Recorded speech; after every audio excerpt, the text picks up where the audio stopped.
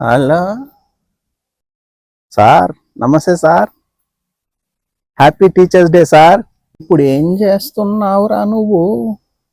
ఆ, అది అది ఇప్పుడు ఆ, సార్ వ్యవసాయం చేస్తున్నాను సార్.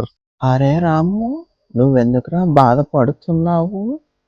వ్యవసాయం చేయడం ఒక కళ, తెలుసా నీకు? ఏదో నీ పరిస్థితులు బాగలేక ఆ టైంలో సరిగా చదువుకోలేకపోయావు. దానికి ఎవరేం చేస్తారులే.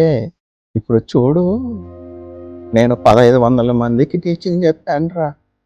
దాంట్లో వ్యవసాయం చేసేది నువ్వే. వ్యవసాయం చేయడం ఏమీ తప్పు కాదు. ఒక 10 ఏళ్ళకి వ్యవసాయం చేసే వాళ్ళు ఉండర్రా.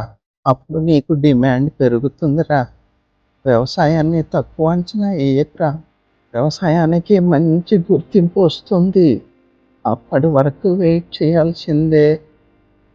అసలు ఈ కాలంలో ఎవర్రా వ్యవసాయం చేస్తున్నారు? నువ్వెందుకు అలా బాధపడుతున్నావు? అది చూసావా మరి? అది ఫార్మర్ అంటే. ఫార్మర్ని తక్కువ అంచనా వేయకూడదు ఎప్పుడు. అదేరా ఫార్మర్ అంటే.